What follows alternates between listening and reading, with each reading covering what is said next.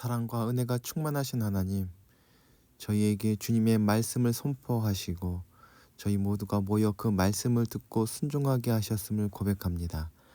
저희가 서로 읽고 나누며 고민하고 순종하는 말씀이 저희를 위한 말씀일 뿐 아니라 온 세상을 위한 진리의 말씀으로 선포되며 새로운 세상을 여는 말씀이 되게 하여 주옵소서. 이 시간 성령 하나님께서 우리와 함께하여 주시길 조용히 간구.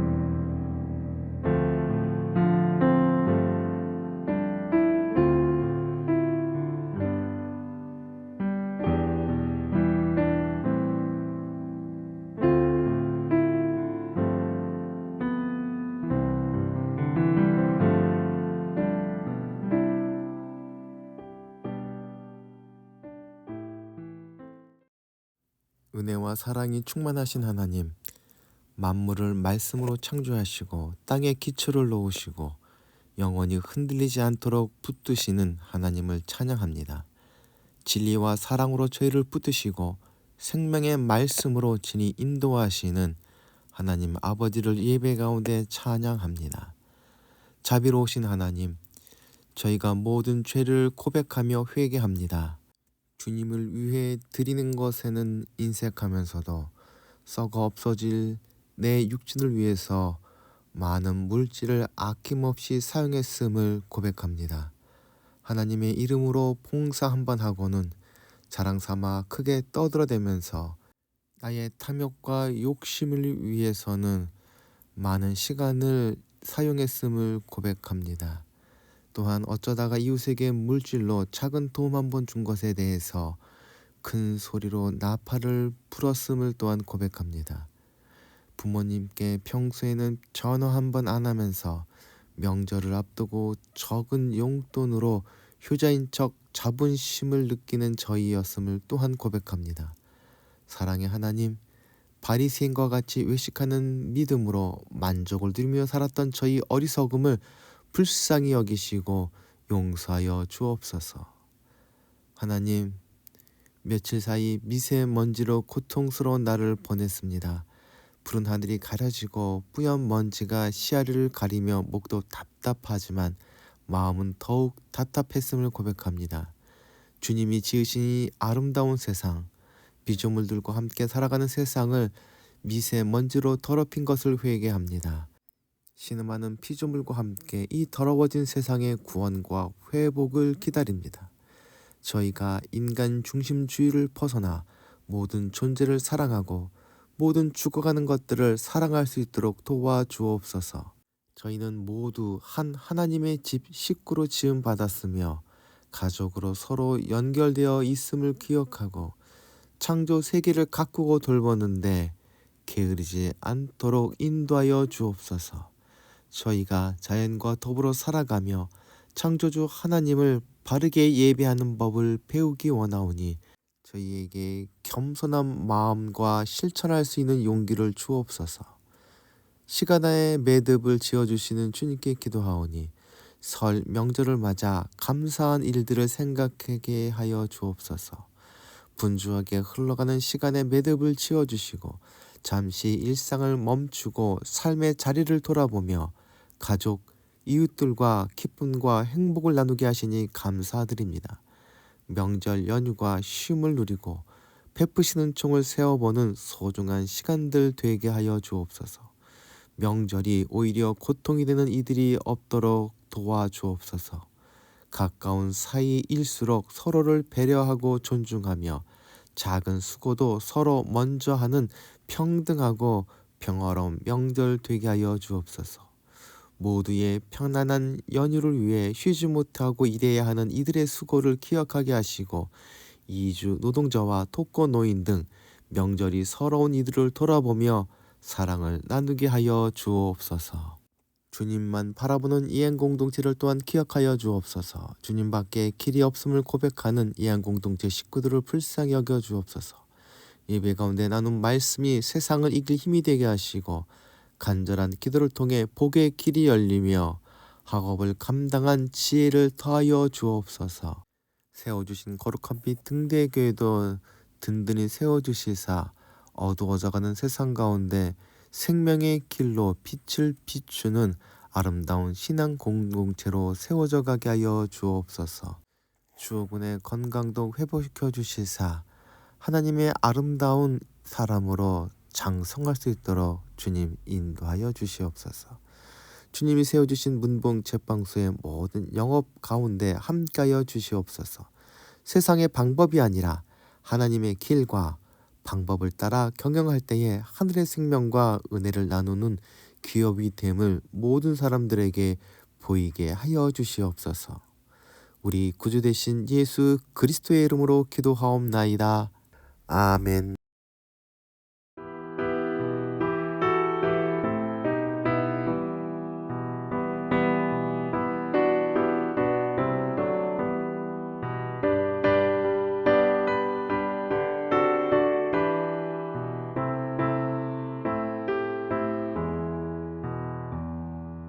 가난한 자 돌봐주며 복된 소식 전하라고 주님께서 우리들을 기름 부어 세우셨네. 주의 영이 우리에게 말씀하시네. 복된 소식 전하라 명령하시네. 포로 된 자 풀어주며 자유 얻게 하시려고 주님께서 우리들을 땅끝까지 보내시네. 주의 영이 우리에게 말씀하시네.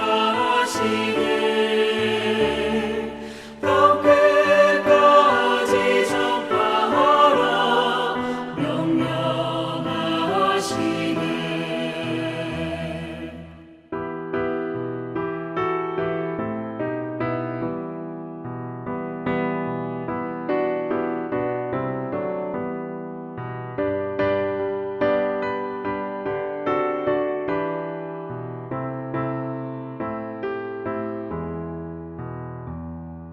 주님 사랑 온 세상에 본이 되게 하시려고 주님께서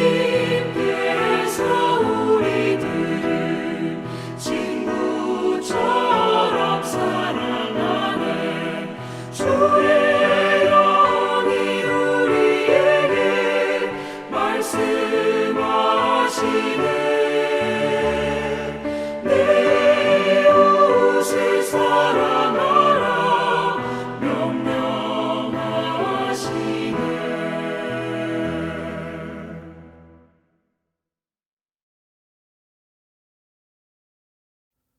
오늘 우리에게 주시는 하나님의 말씀은 누가복음 4장 14절부터 21절까지의 말씀입니다. 예수께서 성령의 능력을 입고 갈릴리로 돌아오셨다. 예수의 소문이 사방의 온 지역에 두루 퍼졌다. 그는 유대 사람의 여러 회당에서 가르치셨는데 모든 사람에게서 영광을 받으셨다. 예수께서는 자기가 자라나신 나사렛에 가셔서 늘 하시던 대로 안식일에 회당에 들어가셨다. 성경을 읽으려고 일어서서 예언자 이사야의 두루마리를 건네받아 그것을 펴시어 이런 말씀이 있는 데를 찾으셨다. 주의 영이 내게 내리셨다. 주께서 내게 기름을 부으셔서 가난한 사람들에게 기쁜 소식을 전하게 하셨다. 주께서 나를 보내셔서 포로된 사람들에게 자유를, 눈먼 사람들에게 다시 보게 함을 선포하고 억눌린 사람들을 풀어주고 주의 은혜의 해를 선포하게 하셨다. 예수께서 두루마리를 말아서 시중드는 사람에게 되돌려 주시고 앉으셨다. 회당에 모인 모든 사람의 눈이 예수에게로 쏠렸다. 예수께서 그들에게 말씀하셨다. 이 성경 말씀은 너희가 듣는 가운데서 오늘 이루어졌다. 아멘.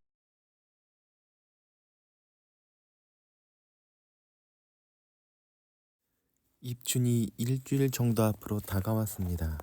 아직 봄의 기운이나 모양은 느껴지지도 않고 대부분의 사람들에게 봄은 아직 보이지 않습니다.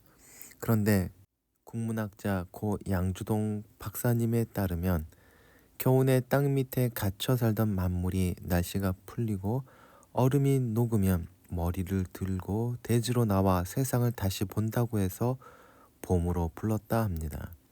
모든 것들을 새로운 시선으로 바라보는 계절을 의미한다는 것입니다. 추운 겨울에 모든 것이 얼어붙어 아무것도 보이지 않지만 겨울은 봄을 품고 있으며 때가 되면 봄은 찬란한 모양과 향기를 뿜어내어 사람들을 기쁘게 할 것입니다. 예수님의 오심도 마찬가지이며 오늘 본문도 아직 삭풍이 부는 겨울 같은 세상에 오신 주님께서 봄이 왔음을 선언하고 계심을 보여줍니다. 주님이 이 땅에 오신 진정한 목적과 감당하실 사역이 무엇인지 본문을 통해서 함께 나눠보도록 합시다. 누가복음의 기록에서 예수님의 수세와 광야에서 시험 받으신 일은 공생애를 위한 예비 과정으로 보여집니다. 이렇게 시작된 사역은 크게 네 부분으로 갈릴리 사역, 예루살렘으로 가는 사역, 예루살렘에서의 사역, 고난과 부활 등 넷으로 나눌 수 있습니다. 그런데 누가는 이러한 예수님의 삶을 기록할 때 잊지 않고 덧붙이는 것은 성령님이 함께 하셨다는 것입니다.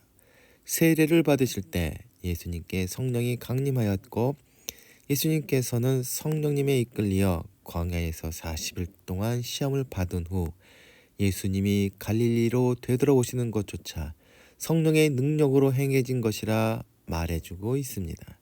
예수님께서 육신을 입고 세상을 살아가실 때에 언제든지 성령의 능력을 입었다는 것은 모든 일에 자의로 행하지 않고 성령님의 능력으로 사셨음을 우리들에게 보여주고 있는 것입니다. 성령의 능력으로 갈릴리에 되돌아가셨다는 것은 갈릴리로 돌아오시기까지 보여주신 예수님의 모든 행동 하나하나가 그와 함께 하신 성령의 능력으로 행해졌다는 것을 말해주는 것입니다. 이렇게 성령으로 충만하신 예수님께서 갈릴리에 돌아오시자 이 소문은 갈릴리 사방 모든 사람에게 퍼졌습니다. 그래서 결국 갈릴리는 예수님의 주요 활동 지역이 되었습니다. 그런데 당시의 정치나 종교 중심지는 예루살렘이 있는 유다 지역이었음을 생각한다면 왜 예수님께서 변방이었던 갈릴리에서 사역을 시작하셨는지 생각해 봐야 할 것입니다. 당시 눈으로 봤을 때 갈릴리는 변두리요 소외된 곳이었습니다.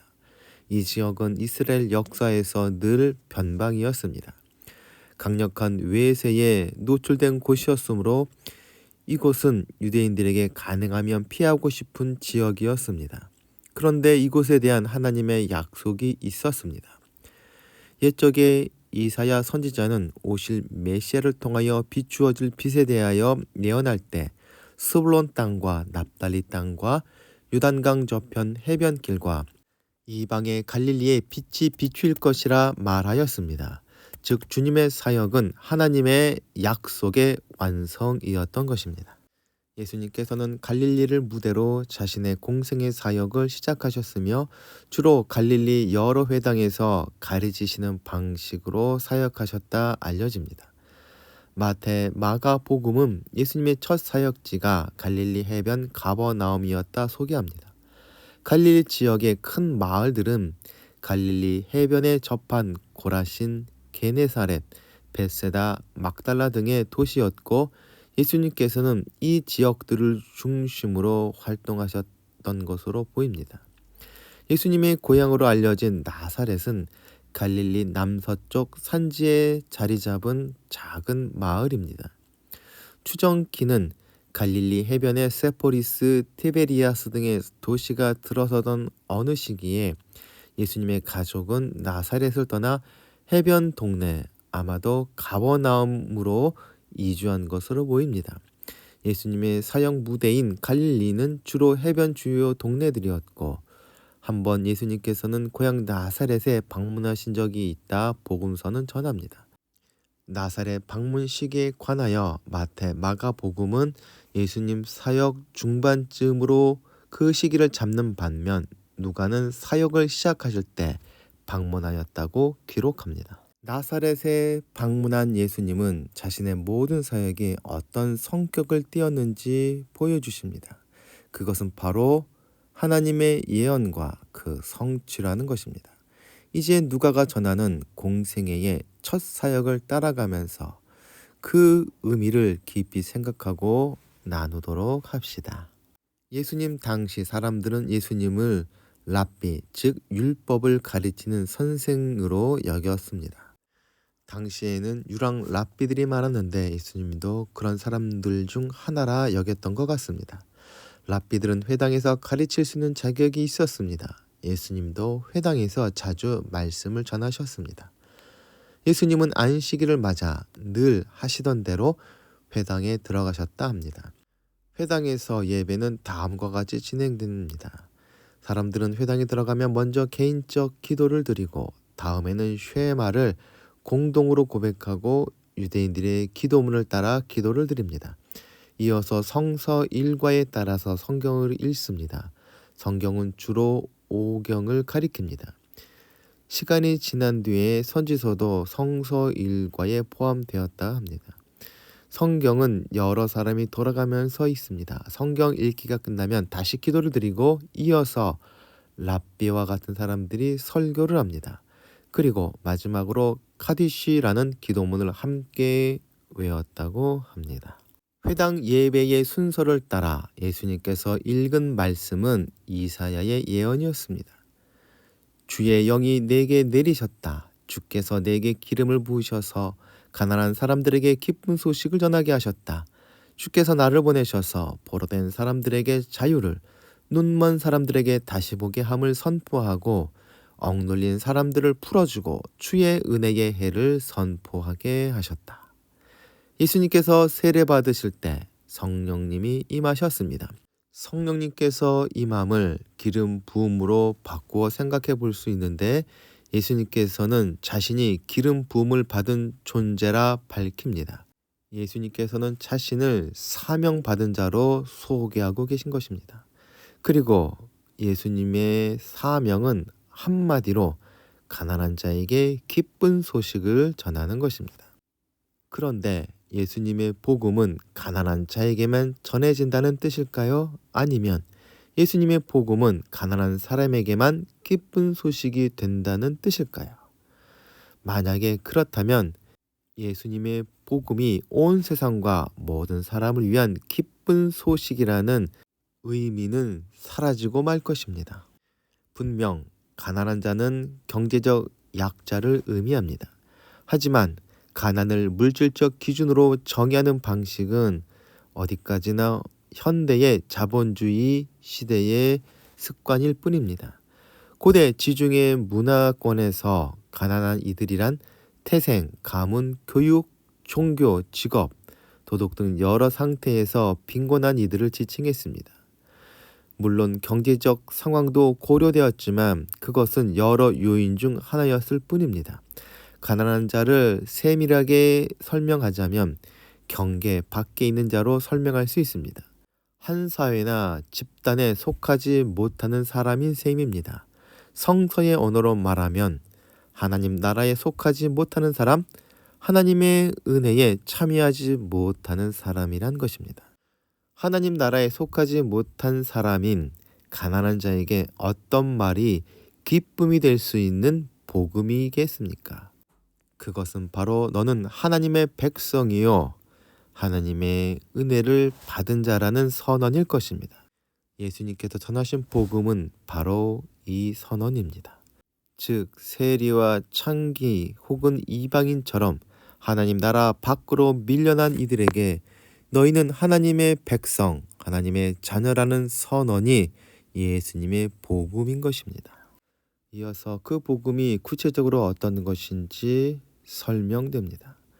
구체적으로 복음이란 포로된 사람들에게 해방이 선포되고 눈먼 사람들에게 눈뜸을 선포하고 억눌린 사람들을 풀어주는 것입니다.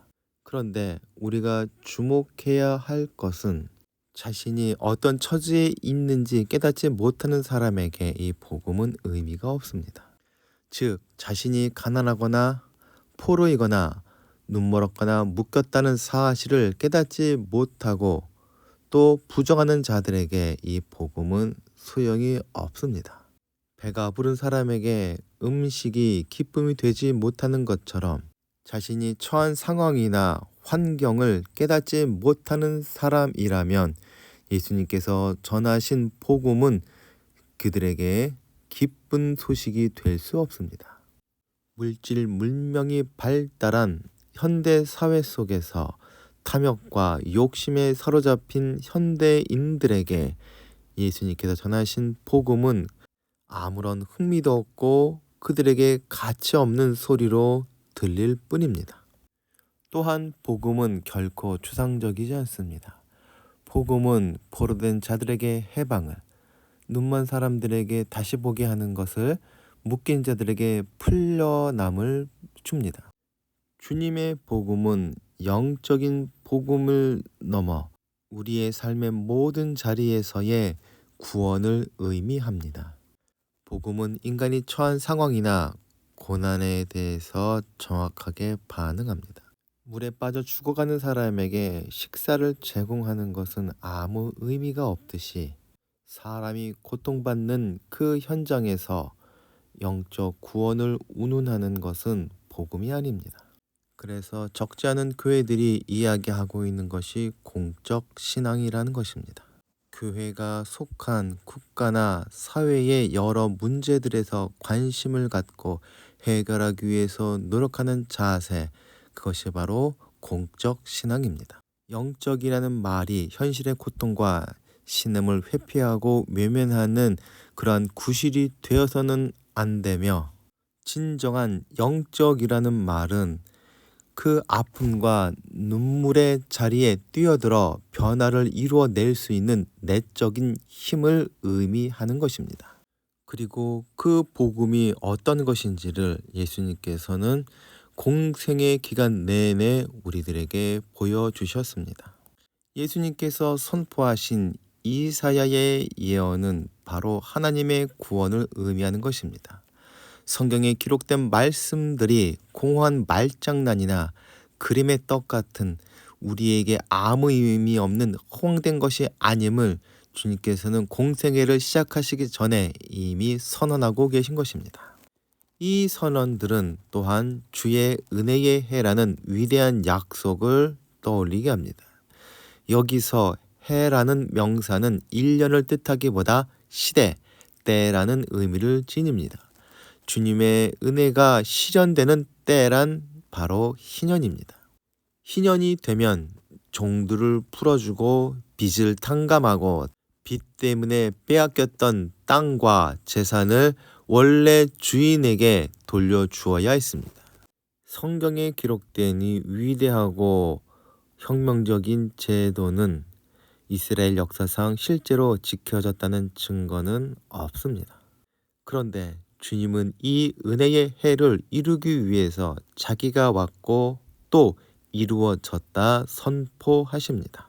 선포란 이미 확정되어 되돌릴 수 없는 결정을 알리는 행위입니다. 국회에서 만들어진 법이 대통령이 선포할 때 힘을 갖게 되는 것처럼 예수님께서는 희년을 다시 한번 선포하심으로 희년이 우리 가운데 이루어졌음을 선언하신 것입니다. 그렇기에 주님이 전하시는 복음은 앞으로 그렇게 될 것이다 라는 예고나 예측이 아니라 이미 시작되었다는 선언입니다. 선포하는 순간 그것은 지금 여기서 효력을 지니고 발생하는 사건이 됩니다. 그래서 예수님의 선포는 오늘 이루어지는 사건입니다. 오늘이란 그 말씀을 듣고 있는 사람의 현재 상황입니다. 즉 말씀을 듣는 사람에게는 그 말씀이 지금 여기에서 이루어진다는 이야기입니다. 오늘은 바로 구원과 변화가 일어나는 시간입니다. 그런데 누가는 이 오늘이라는 단어를 아주 자주 사용합니다. 오늘 다윗의 동네에 구주가 나셨다. 오늘 내가 나와 함께 낙원에 있을 것이다. 내가 오늘 내 집에 머물러야겠다. 오늘 구원이 이 집에 이르렀다 등등 누가복음에서 12번이나 나오는 오늘은 이미 시작된 구원을 의미하는 것입니다. 가난한 사람들에게 기쁜 소식이 전해지는 것이나 묶인 자들이 해방되는 것이나 못 보던 눈이 뜨여지는 것이나 갇힌 자들이 풀려나는 것 모두 오늘 지금 여기에서 성취되는 사건입니다. 그렇기에 오늘은 모든 그리스도인들에게 성취의 날이며 변화의 시작입니다. 이사야 선지자를 통해서 약속하신 구원이 이루어졌다는 예수님의 선포는 그 옛날 나사렛 사람들만 들은 것이 아니라 누가의 기록을 통해서 예한 공동체 식구들 모두가 들었습니다. 오늘 그 구원이 우리에게 이루어졌고 우리는 성령에 충만하여 하늘나라를 살아가는 하나님의 백성이 되었습니다. 세상이 혼란하고 악이 우세한 것처럼 보이기도 하지만 우리의 구원은 이미 완성된 것입니다. 매서운 겨울의 추위 속에서 맞이하는 입춘이 봄이 다가오고 아니 시작되었다는 것을 알리는 것처럼 오늘 예수님의 선언은 우리를 향한 구원의 완성이 되는 것입니다. 예수님의 제자된 이한 공동체 식구들 모두 매일 생명을 누리며 감사와 찬송으로 하나님을 기쁘시게 하고 지혜의 말씀을 전함으로 세상 사람들에게 주님이 선포하신 복음을 알리는 삶을 살아가시길 소망합니다. 다 함께 기도하시겠습니다. 사랑과 은혜가 충만하신 하나님, 오늘 말씀을 통해 가난한 저희들에게 기쁜 소식을 듣게 하시기 위해 예수님을 보내주셨음을 다시금 깨닫고 감사드립니다. 죄와 죽음에 포로되고 눈멀고 억눌렸던 저희를 구원하여 주심에 또한 감사를 드립니다. 이 성경 말씀은 너희가 듣는 가운데서 오늘 이루어졌다 하신 주님의 선언을 굳게 믿게 하시고 이미 저희 삶에서 시작된 위대한 성취를 믿음의 눈과 귀로 보고 듣게 하여 주시옵소서. 우리 구세주 되신 예수 그리스도의 이름으로 기도하옵나이다. 아멘. 다 함께 공동체의 고백을 하겠습니다. 하나, 우리는 문제가 있습니다. 둘, 문제에는 끔찍한 대가가 있습니다. 셋, 하나님은 그 해결책을 가지고 계십니다. 넷, 그 해결책은 믿음으로 누립니다. 지금은 죄와 죽음에서 우리를 구원하시는 예수 그리스도의 은혜와 하늘과 땅을 지으시고 지금도 통치하시는 하나님의 무한하신 사랑과 성령님의 감화 교통하심이 이 시간 머리 숙인 이한공동체 식구들 위해 그 가정과 기도하며 진행하는 모든 일들 위해 이제로부터 영원토록 함께하여 주시기를 간절히 축원하옵나이다. 아멘.